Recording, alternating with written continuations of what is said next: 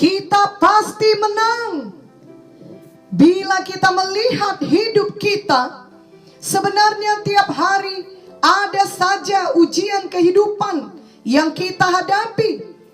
Namun karena kita ada di dalam Tuhan Yesus, kita telah beroleh jaminan bahwa pada akhirnya kita pasti menang. Roma 8 ayat 37 berkata, tetapi di dalam semuanya itu kita lebih daripada orang-orang yang menang oleh Dia yang telah mengasihi kita. Betapa luar biasa ayat firman ini.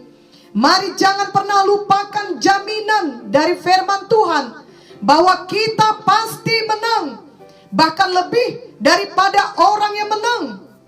Namun kita harus tetap mengikuti setiap ujian tersebut sampai selesai, dan tetap percaya dan bertindak seturut firman Tuhan. Janganlah menghindar ataupun berhenti di tengah jalan. Janganlah kita menyerah atau pasrah saja. Tetaplah beriman pada firman Tuhan. Adalah mudah untuk merasa tertekan bila kita di tengah ujian atau dalam kesulitan. Hidup ini memiliki banyak kesulitan. Mungkin seperti inilah yang dirasakan oleh murid-murid Tuhan Yesus ketika Ia mati di kayu salib.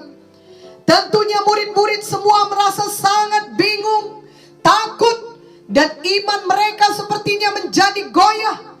Keadaan berubah begitu cepat, dan keputusasaan mulai memenuhi hati mereka. Namun semua itu berubah ketika Tuhan Yesus bangkit dari kematian. Segenap keputusasaan berubah menjadi pengharapan.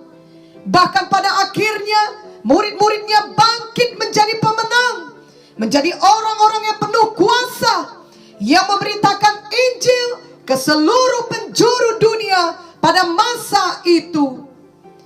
Kiranya pada saat kita memperingati kebangkitan Tuhan Yesus pada hari Paskah, kita diingatkan bahwa Tuhan Yesus telah bangkit. Kalau tadinya ada di antara kita merasa hari-hari kita begitu kelam karena begitu banyaknya kesulitan hidup yang kita hadapi, yang bahkan orang lain tidak dapat mengerti, marilah ingat bahwa hari kebangkitan akan tiba. Janganlah menyerah oleh banyaknya kesulitan kehidupan. Mari kita lihat kemenangan yang pasti menunggu kita di depan. Tuhan Yesus hidup, dan Ia hidup di dalam kita. Itu sebabnya kita harus terus berjalan dengan iman sampai kita memperolehnya, karena kita pasti menang. Hari di mana Tuhan Yesus disalib adalah hari yang sangat berat. Tidak cukup kata-kata untuk menggambarkan betapa hebat penderitaan yang ditanggung Tuhan Yesus demi menyelamatkan kita. Ia sampai mencucurkan keringat darah ketika Ia berdoa sebelum Ia disalib. Sepertinya hari itu adalah hari yang terburuk, dan pada hari itu hidup Tuhan Yesus berakhir di dalam kubur. Tapi hari Minggu yang kita peringati sebagai hari kebangkitannya adalah cerita yang berbeda. Kubur, kematian, dan kegelapan tidak dapat menahan Tuhan Yesus. Ia jauh lebih berkuasa dari semua itu. Ia bangkit pada hari ketiga, dan Ia hidup selamanya. Tuhan selalu menyelesaikan apa yang Ia mulai, dan selalu pada akhirnya adalah kemenangan. Kita pun belajar bahwa saat kita seperti berada di hari kematian, yakni saat yang paling gelap, paling sedih, paling membingungkan, paling menakutkan dalam hidup kita, kita tetap tidak putus asa, karena kita tahu Tuhan pasti akan membawa kita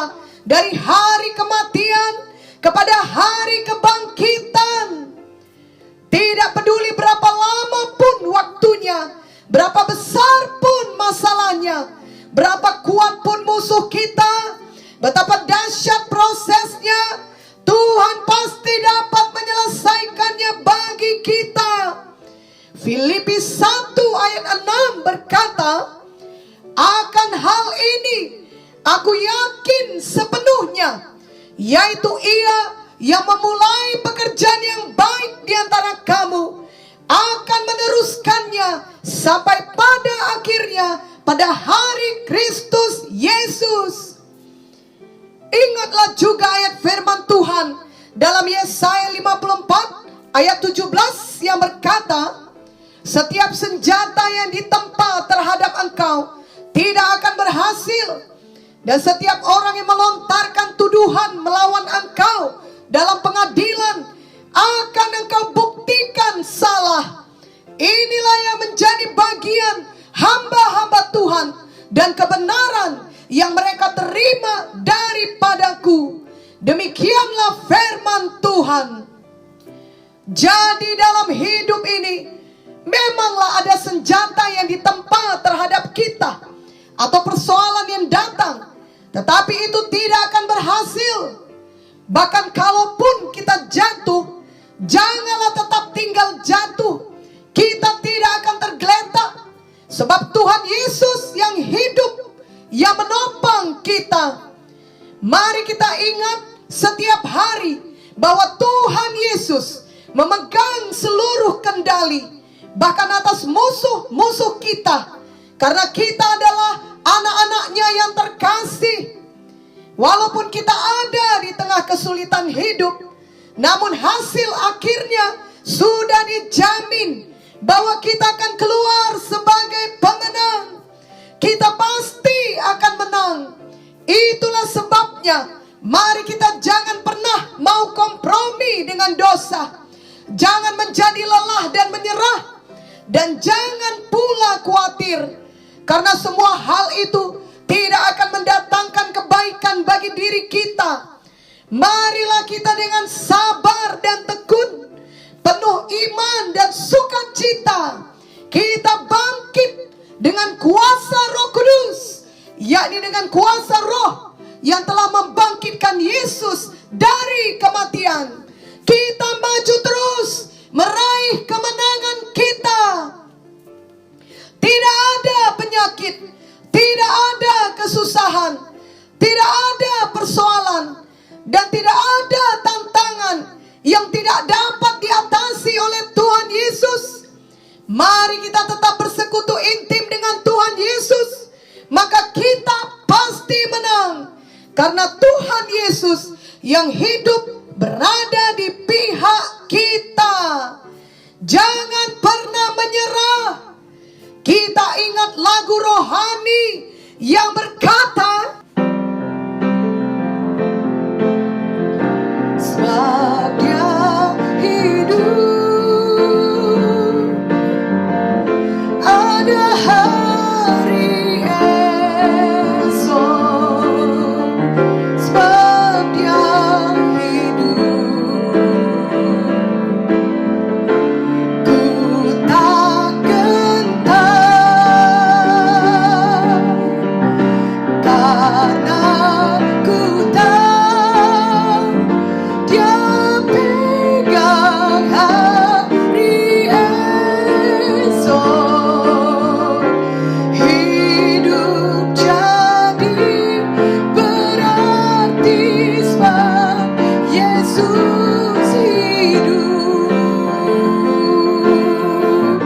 Hidup jadi berarti sebab Yesus hidup.